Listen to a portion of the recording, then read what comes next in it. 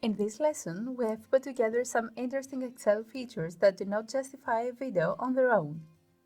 We will look at the properties of our workbook, we will explore a couple of useful Excel settings, we will talk about spell checking, but also for the Excel help system. Our screen is currently displaying the Sales Workbook. From the File tab, we select Info, Properties, and Advanced Properties.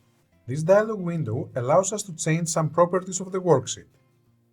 We can type a title, a subject, an author, and etc.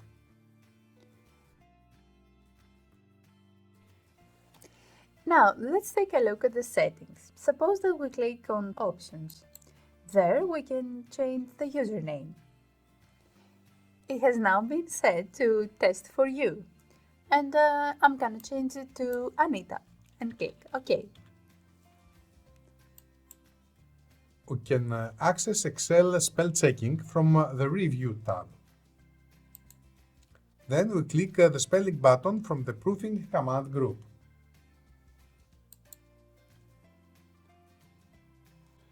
The first word with a spelling mistake located by Excel is the word literature. Excel proposes the following solutions. We select the correct one and we click Change. This way, the word literature, which was spelled incorrectly, will be replaced by the correct one. If we click the Change All button, every time Excel locates the word literature with this spelling, it will replace it with a selected word. The next word with a spelling mistake is the word mathematics. So we're going to select the correct spelling of the word mathematics and click Change.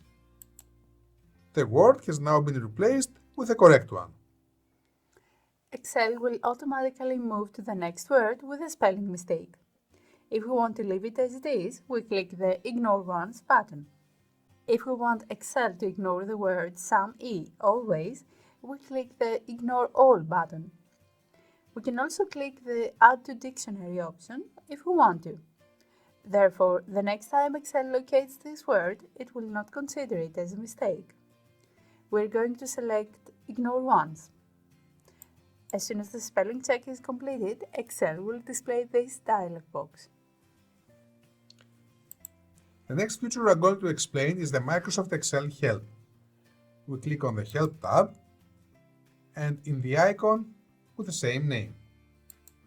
It pops up a new pane and we type the keyword in this area here. Suppose we need help about the sum function.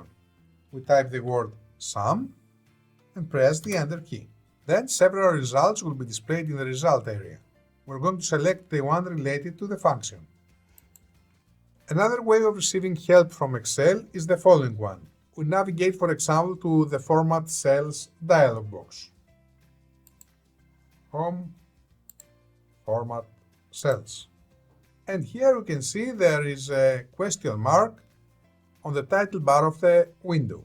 If we click on this question mark, a page appears in our browser showing a help topic for this dialog box.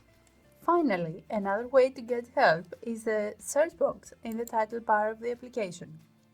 We type sum again. We see that it gives us many options. Either simply enter the function in the cell we're in, or some other sum-related actions, or open the help as we did before. Now we're going to discuss a very useful feature of Excel. Suppose we want to know the sum of numbers included within this cell range. We could certainly use a formula or a function. Instead, all we have to do is look at the status bar. Excel returns the sum. That's 61. In addition to the sum, if we right-click, we can see the minimum, the lowest value, which corresponds to 10, as we can very easily see for ourselves.